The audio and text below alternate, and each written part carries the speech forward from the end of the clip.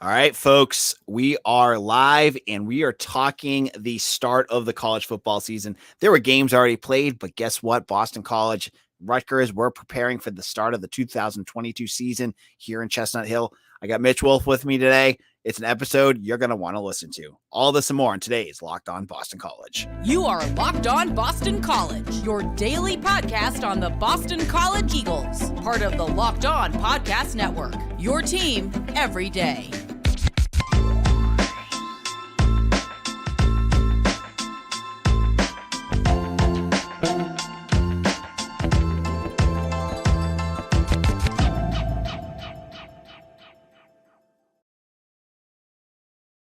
AJ Black. I am joined as always by Mitch Wolf, who's here on Mondays to talk BC football. Mitch, how's it going? It's going good. It's finally game week. I'm very excited. Finally get back college football. I was able to catch some of the odd week 0 games this past Saturday, which was fun. It's always good to have football back in our lives. Yeah, I caught Scott Frost pooping himself and some other wildly uncontestable games. I saw UNC and their defense looked terrible again, and Vanderbilt absolutely smoked Hawaii. And then, but hey, you know what? College football is back, and we're going to get to that in our second segment. But the first segment we're going to talk about, it's the start of football season here, folks. We are here to talk about Boston College and Rutgers, and this is no like cakewalk game that BC starts the season off with, like Colgate or some of these other teams that they've played at the beginning of the year. Mitch, what are you feeling to start the season off? I would say a little anxious. This team has, I think, a few more questions than it has, at least maybe since 2020. There are a lot of questions just regarding the team, not even the world around us. But the 21 season, you kind of felt like you had a good handle on it, and then the injuries kind of derailed everything. But this year, there are a lot of questions. Can the defense be better, especially against the run? How's the offensive line going to hold up? Can the offensive playmakers stay healthy? And obviously new offensive coordinators. So I would say anxious about that part of the team for sure. Yeah, me too. I mean, you know what? Like, I'm excited that this season starts off with a legitimate opponent, and like, haha, it's Rutgers, whatever. But you get a team that made a bowl game last year, and I know it was like kind of like a half bowl game, but they made it there. They're a team that you battle on the recruiting trail. They're a team with a good coach. Greg Schiano is probably the best fit you could find in Rutgers. He also has quite a connection with Jeff Hafley. There's reasons to, I really think that this is like one of the better matchups that BC started the season off with. Yeah, I mean, there aren't many better opportunities against a Power 5 opponent that you're like, oh yeah, I still feel pretty good about winning this game, but it is a game that's, still going to matter. And if it's a dominant win like we expect it to be, then that's going to look good on the schedule. Last I checked on BetOnline, it was a 7.5 point spread. When I look at this team, when I look at Rutgers, what are some of the bigger issues that I see as their quarterback issue? And a couple weeks ago, when I talked about this game, I had mentioned Gavin Wimsatt as the starter, and I got shut down immediately by Rutgers fans as saying Noah Vidral. I honestly feel like this actually puts BC in a better spot than if Wimsatt played. I know Wimsatt and he's raw, but he seems like he has a much higher upside. Yeah, absolutely. Like I think by the season's end, Wimsatt is going to be the starter. But Vidral is just frankly not a good quarterback. I watched a few of their games, and he's just not good. Like, he has a lot of turnovers. He's a kind of a decent runner, but not anywhere near like Malik Cunningham or mobile quarterbacks that have killed BC in the past. But it's just bad. Like, he just, he makes a lot of bad decisions. He's not going to threaten the ball deep. He's not particularly accurate. He panics under pressure. So, if as long as BC kind of shows up and, plays the way they're supposed to, like, this shouldn't be really a problem for the Eagles. And I don't want to, again, I think a lot of BC fans remember some BC fans at least remember the Big East days when Rutgers, and it doesn't even mean the Big East days. Even when they were in the Big Ten, Rutgers has been kind of a joke, but done some nice things. I think he's done a nice job getting them back in business in the transfer portal, getting some recruiting done, getting them back in the New Jersey scene where, before that they were not a factor at all when it came to recruiting in New Jersey. And I think there's some aspects of Rutgers that should be better than what you might expect. What are you thinking about some parts of their game that, people should keep an eye on? I think their secondary is really good. They return all their starters except for their slot corner, who was probably the worst player on that part of the team. So, you've got two really good corners in Max Melton and Kassan Abraham. Avery Young has been there a long time, and I think he's played basically every position on the back end. So he's a really good player. And BC is obviously going to want to throw the ball against this team, and that's where Rutgers is going to be strongest. So up front, they have some decent defensive linemen, but their linebacking core is really depleted. They lost the guys with the 5 most snaps on their defensive linebacker. They're all gone, whether it's the NFL or just kind of aged out. They only have 2 guys who have playing experience returning on defense. So, as they can attack the second level, that's where BC should be able to have a lot of success. But their secondary is quite good. Their receiver room is pretty decent. I'll give them that. They bring back Shameen Jones, Aaron Cruikshank, who's a really dynamic returner as well. They also got Taj Harris to transfer from Syracuse, and they got Sean Ryan, who's a big X receiver type from West Virginia. So they have guys there, but again, I have a lot of questions about Vidral and the offensive line, just being able to, keep the offense on schedule and allow the quarterback to get the ball into playmakers' hands. Yeah, I was gonna say, you can have as many. And Taj Harris, he smoked BC a couple years ago and had quite a game. But if you don't have a quarterback to get him the ball, I mean, how efficient can a quarterback be? Yeah, exactly. And it's so funny to think about where Rutgers is right now, because this is a program that gets more, and a couple of years are going to be making more money per year than Clemson's going to make. Yeah, I mean, I think Rutgers is probably 2 or 3 seasons away. I think by the time Wimsatt is firmly the starter and probably graduates, they're not. I don't think they're going to be a threat to win the Big Ten East or anything. But I think you'll see them, being a lot closer to the 6-7 win range as opposed to the last few years when they've been closer to the between 1 and 3 wins. Yeah, exactly. Coming from someone who covers their and seeing what they do in New Jersey. They've done some really nice things out there, but again, that's a couple years away. They got to get those guys and develop. So the Rutgers talk, this is going to go on all week, folks. We'll be talking to someone who covers Rutgers. We will get previews of the game. We're going to have wall-to-wall coverage. So if you're getting excited to go to Boston College and see this game live or watch it on TV, whatever way you're watching this game, make sure you're subscribed to Locked On BC. Hit that subscribe button on YouTube right now. We have a comment if you want to say hey down there, or have something you want to say. We're doing this live right now. I see some of you guys popping in and out. We'll address some comments as we go along here. It's a new way we're going to do things to kind of keep things really fresh here at Locked On BC. Now, in a moment, speaking of being excited about the next football season, Mitch and I are going to discuss what words we would use to describe the upcoming season and our feelings towards Boston College football heading into next year. You're going to want to hear our thoughts on that in just a moment. All right, folks, you're out for a few drinks. If you become a few more, come even more. Are you one of those people who thinks it's okay to drive stoned? What's the worst that can happen? You end up driving below the speed limit? It's no big deal, right? Wrong. The truth is your reaction times slow way down high. You're not only putting yourself in danger, but everyone around you. Talk about a buzzkill. Stop kidding yourself. It's not okay to drive high. If you're using marijuana in any form, do not get behind the wheels. If you feel different, you drive different. Drive high and get a DUI. All right, AJ Black here. We're talking Boston College and Rutgers. We're talking about this upcoming season, and I can't get over that last read. I'm sorry.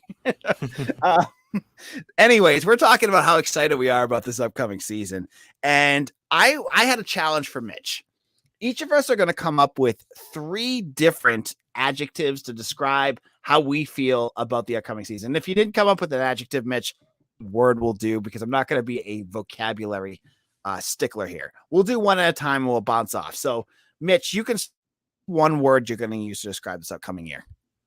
I think you probably might have this one as well, but I'm going to go with hopeful, because I think we've been saying this for the last few years, but I'm hopeful that this is the year that BC finally gets through that 6-win barrier.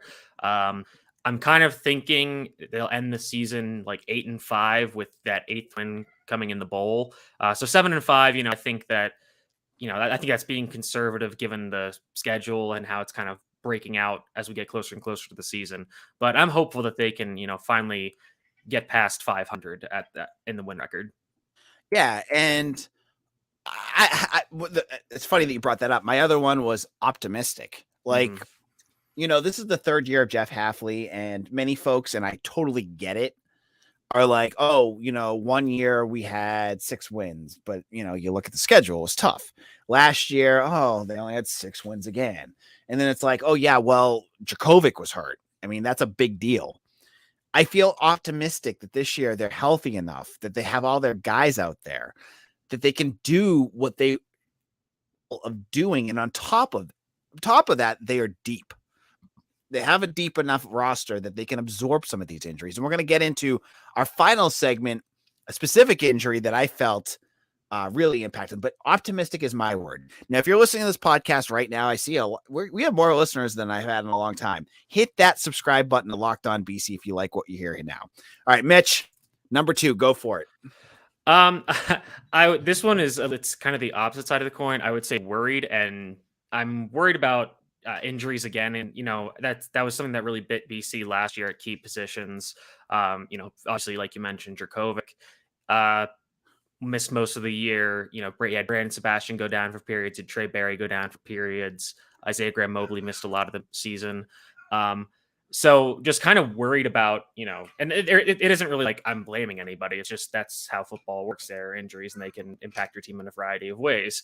But I'm just worried that, somebody's going to get hurt, and like you were saying about Hafley, like you don't want to keep using these injury excuses, but so that's why I'm just worried that somebody's going to get hurt and just be like, oh, here we go again, another 6-6 year where at least there's a reason, but you're kind of just like, all right, like I just want to have like a normal season, if you will. Just want to turn the injury slider off like you do in NCAA or Madden.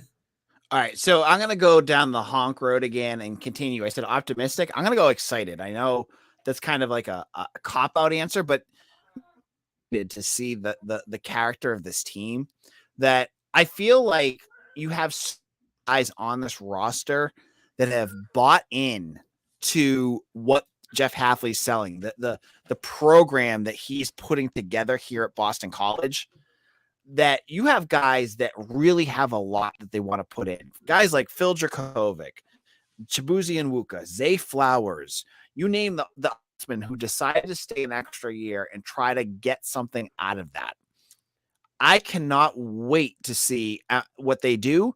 And I feel like there's something special about this group that we're going to find out as we kind of go along the season. There's something special about, these guys, this offense, the defense. I'm really excited. I think that's a word I'm going to use, and I'll go back to you for your final. So as I am, a young millennial / older Gen Z person, I'm kind of thinking of this in terms of gifts.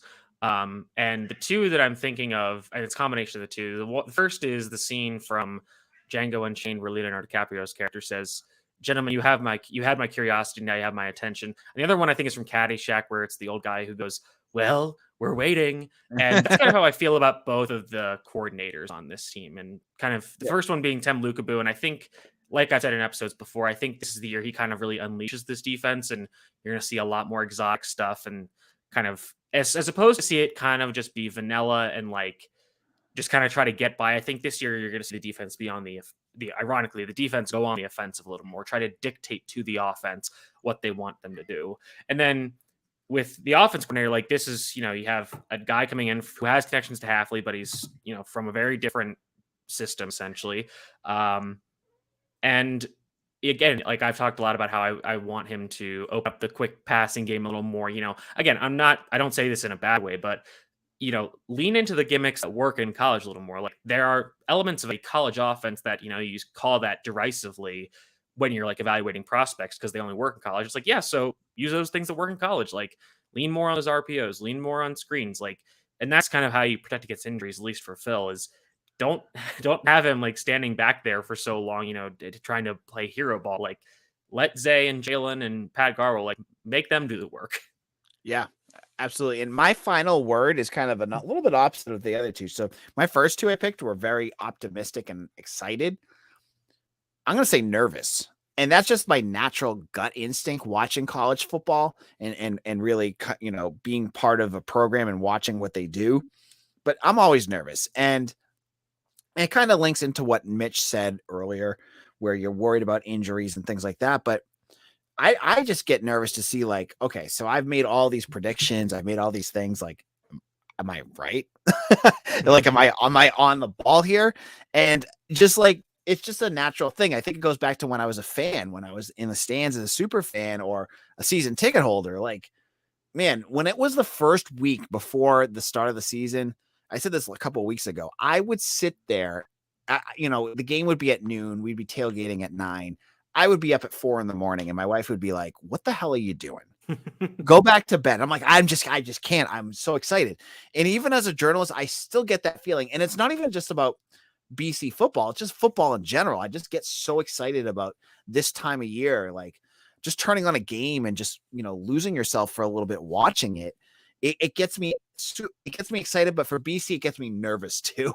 And I think about all the questions that we have, all the things that are going on with BC football, that like the offensive line, the lack of pass rush, that gets me nervous too. But mine is more of like an excited nervous. So that's kind of where I'm at with that. Yeah, I think it's interesting with that. I mean, it kind of reminds you of like when you're a kid, like the night before Christmas Day, and you kind of can't sleep because you're so excited because like part of you is like not sure if Santa actually came, and then you're also just, oh, I wonder what's actually going to be down there. But yeah, so I totally get where you're coming from with that. Yeah, it's been something I've battled since I was a college student, and I am way past a college student now, but I still have it. All right, in our final segment, let's come down a little bit, and we'll talk about an injury that ended a potential starter for Boston College in just a moment. Locked on Boston College, AJ Black here. So thank you for making us your team every day. We are the only Boston College podcast that does this 5 days a week. There's other great podcasts out there. I want to shout out Fourth and Dude. They do a great job doing what they do. And there's other ones out there that talk about BC sports. We're the only ones that do it 5 days a week, so we're a little different. But we're talking about, some of the things that go along with BC football. And the big news that came out of Friday was bad. And I don't know how bad it is. I feel for the kid. Is that tight end Joey Luchetti, his career's over. He had a shoulder injury that has been nagging him for years. He missed time. He missed all of 2020 because of it. He missed part of 2021 or battled through it, and then it was hitting him again, and he called it a career. Mitch, what does Joey Luchetti's loss mean, and kind of, what does this mean for the program? I think Joey Luchetti's loss, I think it's going to be more kind of felt off field, because the way I kind of think, and it's funny, the picture you have of him on the screen is from 2019 when he played defensive end because they were so thin at the position. And that, I think Joey Luchetti kind of just brings that, lunch pail guy attitude of the guy who will do anything to help the team win. Like you said, battled through injuries throughout most of his career, and this year he just couldn't, get it across the line. I think that's something that that he's really gonna hurt in the locker room. Like, I mean, he might still be around the team, but not having him suited up, he seems like a guy that kind of leads by his example. A man of few words, but just goes out there, does his work, works really hard, and doesn't say much, and the other guys kind of fall in line behind him. In terms of on field, I think it's interesting because I think now you're really going to see George Takis kind of take hold of that tight end 1 spot, and he's just going to be the guy. And I mean, Luchetti really wasn't much of a receiving threat. Like, he never caught more than 2 passes in a game, was very rarely targeted more than, I think, 3 or 4 times. I think his biggest play came on against Clemson when he had kind of that big Y cross wheel route to get them down into the low red zone. But and then again, that block, like being such a good blocker as he was, that's something that doesn't really show up on the stat sheet, but I think the team would miss it. But I think it's interesting because you also now George Takis is the de facto tight end one. He'll probably play the wide tight end, and now you get to see a look at some of the other guys on the depth chart, like Spencer Witter is coming back. Can he kind of take his game to the next level? Charlie Gordinier is another name that he's a good receiving option. You've mentioned Jeremiah Franklin is kind of a very interesting young player. We'll see how much he gets on the field. Or does BC just really shift more into using 11 personnel? Like, do they kind of scrap the 12 or 13 personnel package? Do they not use those as much? Are we going to see more of Jaden Williams and Taji Johnson and guys like that? So it's obviously sad to lose a player like that again for reasons that go beyond the field, but it's a moment of adversity that it'll be interesting to see how the team reacts and what change they make in response to it. Yeah, and I want to just discuss a little bit Luchetti, like you mentioned, like a big time locker room presence, and he ended up getting his BC degree and all that good stuff. And I just want to wish him the best luck. He's a kid that came from a school. He played under Paul Sukakis, who was a BC, All-American offensive lineman, and played with AJ Dillon and all that good stuff when he was at Lawrence Academy. It's interesting you brought up the going to 1-1 or having one tight end.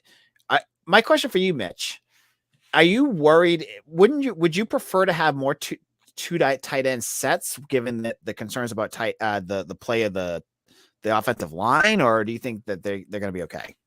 I think it'll ultimately be fine. I think there's kind of two approaches to it, and I have talked a lot about like kind of using the tight ends as blockers. But the other option is that kind of the other thing I've talked about is if you have more wide receivers on the field, you may have more opportunities to get the ball out quickly to players in space and let them make plays that way. So that might just be how they reorient the offense. Instead of keeping in a tight end to block and, keeping these tight condensed split where they can use tight ends to chip everything, maybe just get the players out in the pattern, give Phil more options to get the ball out of his hands quickly. So you kind of mitigate the hypothetical issues with the offensive line that way. And, at the end of the day, like if the offensive line really is struggling and they need to keep George Takis in the block, it's not like it's not like you're sacrificing a great receiver. Like it's not necessarily his fault he wasn't the main guy at Notre Dame because they have Michael Mayer, who's arguably the best tight end in the country. But, he doesn't have many receptions either. It's not like he's a dynamic receiving presence like Hunter Long or even Trey Berry was supposed to be. So, I think that if, having Takis out there is fine. I know Witter is kind of the same way. Like he is primarily a blocker, very infrequently used as a receiver. So again, I don't think the on-field, specifics are going to be greatly impacted by Luchetti's absence. Again, I think it's more of a mental and character kind of loss for the team. And just as a reminder, some folks have been pinging me being like, yo, how did you not know about this if you've been at practice? Like, again, I brought this up a few times. Just want to continue to reiterate it. We get like 25 minutes of practice to watch, and much of it, like the first 10 minutes of it is them stretching as 95 people. So like, I don't get a chance to watch a lot. And I've been trying to watch things like the offensive line, which most people have been asking about. I thought the tight end position was pretty much set. So I've only kind of glanced, and Joey Luchetti kind of blends in. So BC has been really good about kind of sneaking through injuries that you just miss. Like last year, it was Chibuzi and Wuka. I don't think anyone knew about it until the game. Bumeri too. Well, I don't know. Yeah, Bumeri too. Yeah, both of those guys were complete surprises. None of the beat guys knew about these, and that's just kind of the way that BC kind of not hides it, but they're protective about it. And Hafley will release that information at the times that he feels appropriate. So Luchetti's news was a bit of a surprise to all of us. Like I did not know. And so just that's kind of how things work with this program. So just a little heads up. So Mitch, I'm going to have probably someone else doing predictions at the end of the week, but I want to get your prediction before you head out. What are you thinking for the BC Rutgers game? I think BC wins in a commanding fashion. I think you're going to see Emmett Moorhead play the whole fourth quarter because BC's in built such a big lead. I'm not sure you're going to see a lot of new things again. I think BC's going to try to keep it at least a decently bit vanilla on both sides of the ball this early in the season. But I think that at the end of the day, BC just has a lot more talent than this Rutgers team. I'll say final score of, let's go 45-17. Wow. All right. So Mitch has his prediction in. If you want mine, you're going to have to wait till Friday's show to get my prediction. Mitch, where can people find you on social media and follow your work? You can find me at Mitchell T. Wolfe, WOLFE on Twitter. I'm also one of the editors for the 33rd team on the fantasy side of things. And, obviously we're getting down to crunch time with doing fantasy drafts. I know I have 2 drafts coming up this week before the NFL season starts. And we just launched a new fantasy page where it also has betting content and daily fantasy stuff. So if you're on the lookout for more information about that and how to take money from your friends and take money from sports books, then head over there to the 33rdteam.com. All right. Thanks, Mitch. This is AJ Black. You can follow me on Twitter at AJBlack_BC. I'm the editor and publisher of Eagle Insider, part of the 247 Sports Network. Join up. You can sign up today and get $1 off. You can sign up for the first month, for $1 and get insider information. I post all sorts of good practice notes and some of my opinions and analysis of what I've seen, including a ton on recruits. And I've got some stuff coming up soon that you're not going to want to miss. So make sure you sign up on Eagle Insider, join our boards, become one of our members. You'll certainly enjoy it. We'll be back tomorrow to continue our discussion about Rutgers. It's an episode you're not going to want to miss. Thank you. And we'll see you again soon.